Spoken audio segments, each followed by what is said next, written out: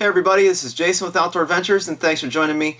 Today on this beginner backpacking video, I'm going to talk about your first aid kit. A lot of people, when they first get into backpacking, they are very tempted, and I did this myself as well, but you are very tempted to go out to a store and buy a pre-made first aid kit. I did that when I went up to REI and purchased this backpacker weekend kit for up to 3 people. I think this was 15 or 20 bucks. It has everything from adhesive bandages to moleskin to topical relief. It has a ton of stuff in here. And this is what I carried for better part of my first year of backpacking. The problem with these pre-made kits is when people buy them, they kind of have that peace of mind, but whenever the time arises that you need to open this, for whatever reason, for any kind of outdoor emergency, most people don't know how to use the contents contained in here. Now, these things usually contain, a ton of bandages, a first aid manual. Everything's separated into these nice organizational pockets. And for the most part, the first aid kit that you bring on your trips is only going to be as effective as your current first aid skill set. My recommendation, and I really, really highly recommend you do this, is take a first aid class, learn CPR, learn what to do for hypothermia, and you will just be that better off. Another problem with these kits is they are extremely heavy. I think this one weighs in at almost a pound. And there's a lot of things in here that they're doubles, I just don't need, and some of the things in here I don't even know how to use. So what I highly suggest is if you do purchase one of these, take everything out of it, go over the contents, read the manual that comes with it. This has quick references to CPR, choking, bleeding, shock, hypothermia, head injuries, etc., etc. But learn how to use what's in the contents of your pack. When you feel more comfortable, you can possibly lighten this pack. I for one have lightened this. I took basically things that were in here that I knew how to use. I made my own kit, I got the weight down, and this is tailored for me and maybe one other person. Now, again, I highly suggest you take a first aid skills class because you never know what situation you're going to end up in out there. You could be using first aid on yourself, a hiking buddy, or someone that you don't even know that you encounter, that is seriously injured out on the trail. That being said, I wanted to get into what I personally bring on the trail and what I've taken from this and what I've added to my kit. So let's go over it. First thing I want to talk about, the anti-diarrheal medication. I bring 4 tablets of these. They're very, very small pills. They come in like little squares, but I just cut out around the pill to kind of save space and save weight and to take off all the sharp edges so they don't puncture my first aid bag that I keep everything in. These are a must in the backcountry. They're very light, there's no real weight associated to these at all, and they can be a lifesaver. If you get diarrhea out on the trail, you run the risk of, getting dehydrated. So, anti-diarrhea medication. The next little thing right here, I have these 2 squares of antiseptic wipes. Along with the antiseptic wipes, I also bring some Neosporin. Now, I've repackaged my Neosporin, so instead of bringing the tube, what I will do is I will get just a standard drinking straw, just cut off a length of straw, you put the one end in the tube of Neosporin, and you just squeeze until it's, at the length or the amount that you want here. Take a pair of pliers to one end and burn off the other side with a lighter. That'll make the plastic melt and it'll stick together, and then just seal up the other side. When I'm ready to use this, I'll just cut this with my knife and I'll have Neosporin available to me. One time in the Red River Gorge, both of my lighters were on my body for whatever reason, and both ended up getting extremely wet. I could not light the lighters, so I had to do a little trick to get the lighter to dry, but ever since then I've just carried some matches. You may want to purchase some waterproof matches. However, the kit that I keep this in is a Ziploc quart freezer bag, and that's going to be waterproof anyway, so I just bring some paper matches. And I've been able to use this a couple times actually when my lighter has been wet. But for the most part, you should also keep a lighter inside of your kit. And I actually have one right here. So a lighter and matches, just as an emergency. The next item on the list is I want to say this is my little sewing kit. So what I have here is I just have a needle and I put some masking tape over it just to kind of like take off the sharp edges. If I ever need this, I'll just rip the tape and I will bring a needle and thread. If things get really, really bad, someone can suture me and give me stitches.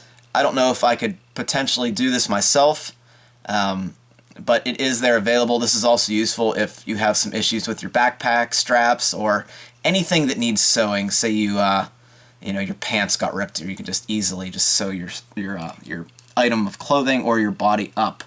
And I also bring a little safety pin. Who knows what I would ever use this for, but it's there in the pack just in case. Along with this little theme right here, I also bring a pair of tweezers. Great for ticks, great for splinters, multi-purpose. These are really nice. I really like the ones with the sharp edges, so you can get down deep into the wound if needed. And maybe you can see that. I've had to use this a couple times where I've just kind of burned off the tips to kind of sterilize everything. I have a cotton ball for whatever reason. Say I need to clean up a wound, I'll be able to do a cotton ball, and I replace this every time it gets dirty, probably like once a year maybe. I don't know what I would ever use this for, but this would also act as a tinder ball just in case I needed to get a fire going and I couldn't. This is dry tinder, so multi-purpose again. I have some self-adhesive bandages. I think there's about, I want to say 2 feet in here.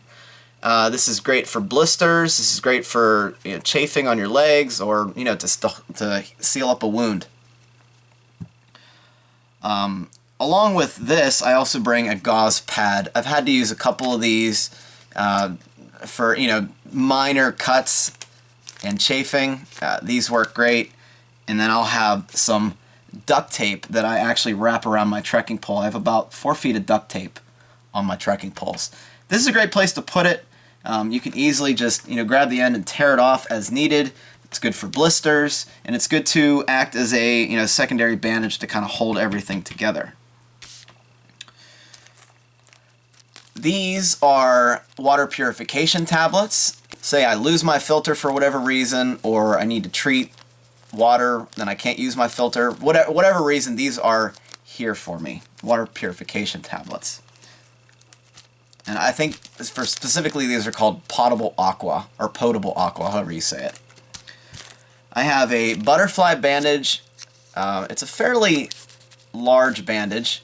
I got this out of the first aid kit that I showed you earlier. Have never had to use one of these, but again, it's available if I need it. This little section right here, a couple pills. I have some anti-inflammatory pills, some ibuprofen, upset stomach pills, like some Pepto, and then I have some Prilosec, and just these are just little 1 by 1 inch kind of Ziploc bags. You can get these on Amazon.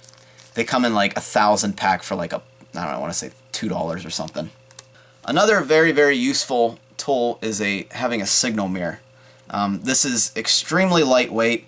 This is a Star Flash Ultra signal mirror from Ultimate Survival Technologies. You can get this on Amazon for a couple bucks. But in case I need to do any signaling, this is available for me. And then there's a little star piece that you look through with your eye to kind of signal a plane, signal a person if you're hurt.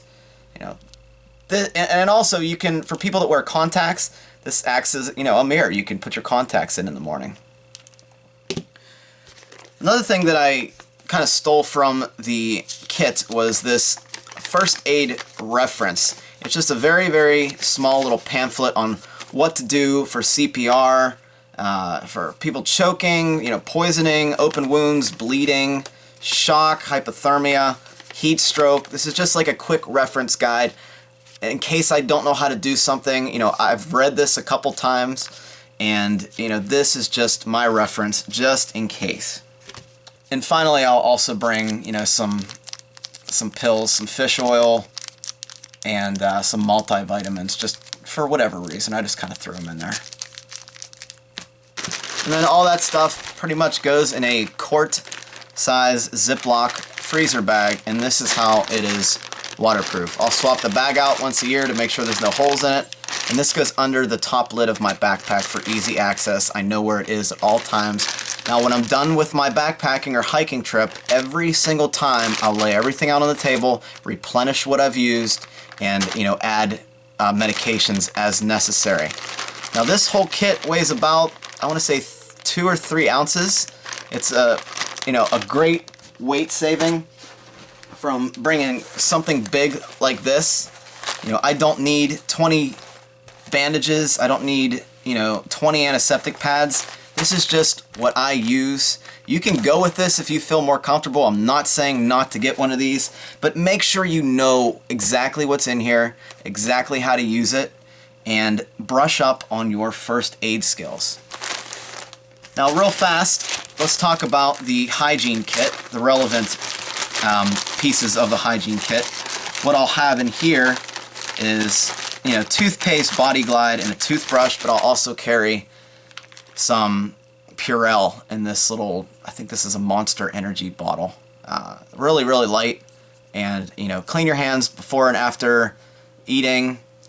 And this, this is just a sterile liquid. I highly suggest bringing this.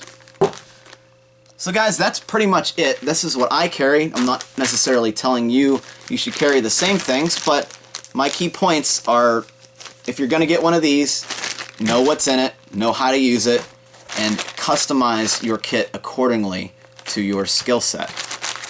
So guys, thanks for watching. I hope this helps somebody, and I'll see you in the next video.